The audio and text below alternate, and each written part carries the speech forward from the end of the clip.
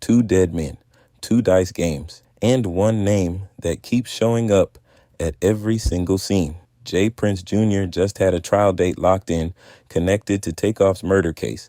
The feds are reportedly circling his whole operation. And the man who allegedly pulled the trigger at J. Prince Jr.'s own party has been walking free on $1 million bond for over 3 years now. Let me walk you through exactly how J. Prince Jr. went from discovering Drake and running Mob Ties Records to having his name permanently tied to 2 of the most suspicious deaths in recent hip-hop history. Because the timeline here doesn't lie.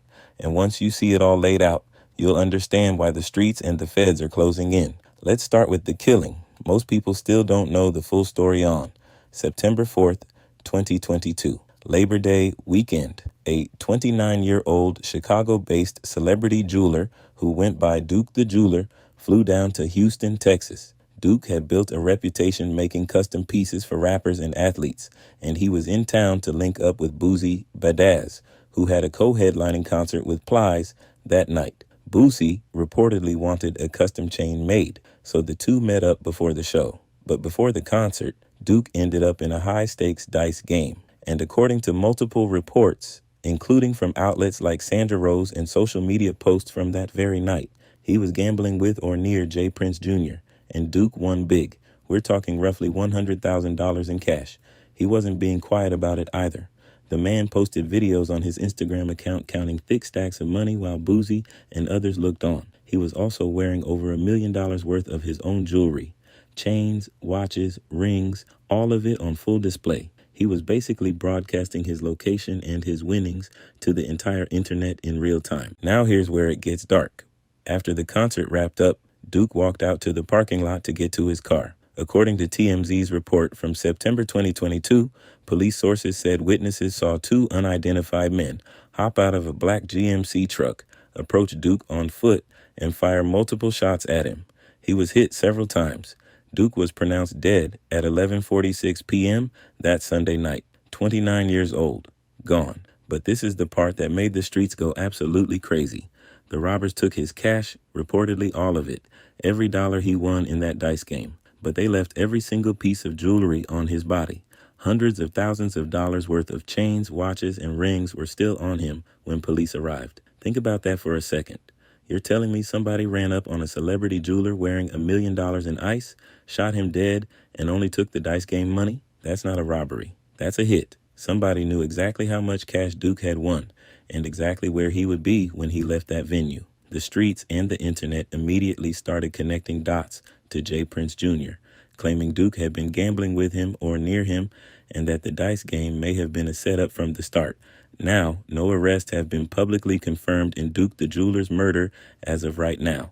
The case remains unsolved in the public record, but the allegations and the rumors have been relentless ever since. And Boosie? He was not having the accusations. He went straight to Instagram and TMZ to shut things down. According to TMZ's September 9th, 2022 report, Boosie was emotional on a plane after leaving Houston, saying he heard the gunshots from a distance and that Duke had been walking to his car after their meeting. He was heated at anyone trying to connect him to the killing. His response was basically, "We're getting money. My cousin didn't try to rob nobody. Duke was about to make me a piece, so y'all need to kill that noise."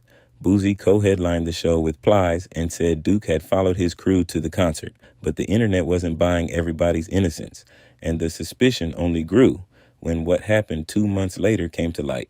Stay with me, because this is where the whole story connects. November 1st, 2022, exactly 2 months later, same city, Houston, Texas, a private after party at 810 Billiards and Bowling in downtown Houston. The event was hosted by J. Prince Jr. and his brother Jazz Prince, and it was packed with hip-hop heavyweights. Migos rapper Takeoff, born Kersnick Kari Ball, just 28 years old, was there that night as a guest. According to the Houston Police Department, a high-stakes dice game was going on during the event up on the third-floor balcony of the venue.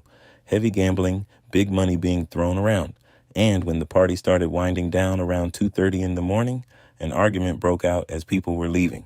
That argument turned into gunfire. At least 2 people pulled triggers that night. 3 people were hit total. 1 man and 1 woman survived with non-life-threatening injuries. But Takeoff wasn't so fortunate. He was struck in the head and torso. He died right there on the concrete outside that bowling alley. And here's what made this so gut-wrenching. Takeoff wasn't playing the dice game. He wasn't in the argument. He wasn't beefing with a single person at that party. By all accounts from investigators and witnesses, the man was an innocent bystander who just happened to be standing in the wrong spot when the bullets started flying. His uncle Quavo, on the other hand, was reportedly right in the middle of the disagreement, arguing with individuals that included Michael Prince, who is Jay Prince Jr.'s cousin. Some reports say Quavo lost money in the dice game and the tension just escalated from there. Houston police eventually arrested a man named Patrick Xavier Clark in December of 2022, roughly a month after the shooting. Clark, a local DJ and event promoter who went by DJ Pat, was charged with murder. He was indicted by a Harris County grand jury in May of 2023, posted a $2 million bond initially, which was later reduced to $1 million. And his attorney, Letitia Quinones Hollins, has been arguing self-defense ever since. Clark has maintained his innocence and pleaded not guilty.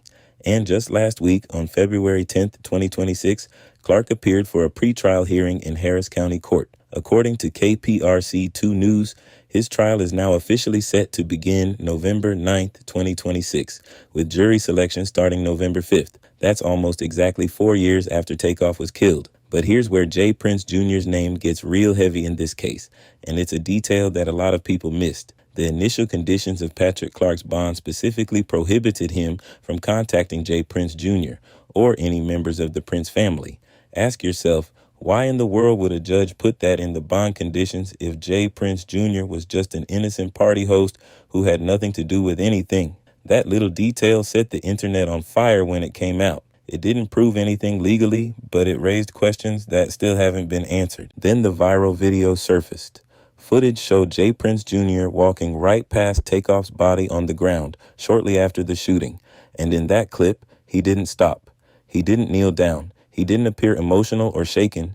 He just kept walking. The backlash was immediate and brutal. People called him cold, heartless, and suspicious. His father, Jay Prince Sr., the legendary Rap-A-Lot Records founder, had to go on $1 million worth of game with Gilly the Kid and Wallow to defend his son. He explained that Jay Prince Jr. and his cousin Mike had actually spent time with Takeoff that night, that Mike tried to help and got blood on his hands, and that his son was disoriented after washing blood off himself in a restroom. He also sent condolences to Takeoff's family and said the love between the Prince family and the Migos had always been mutual, but the damage was already done in the court of public opinion.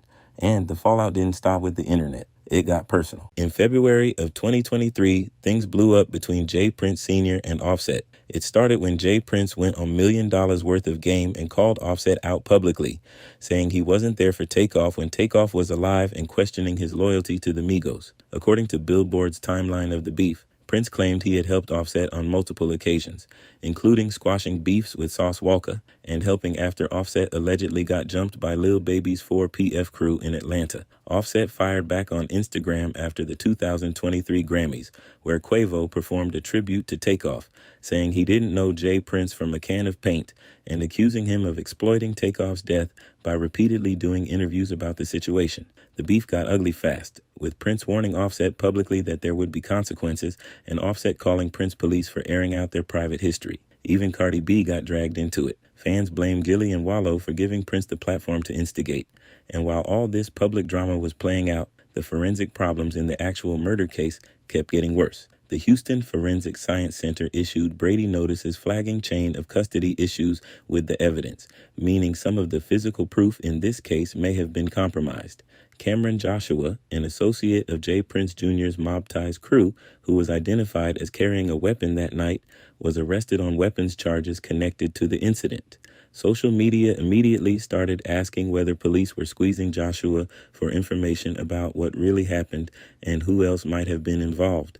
Clark's defense team even got a judge to approve $5,000 to hire a private investigator, which tells you how contested and complicated this litigation has become. Prosecutors, meanwhile, have pointed to surveillance footage they say shows Clark pointing a gun at the group of people outside the bowling alley before the shots were fired.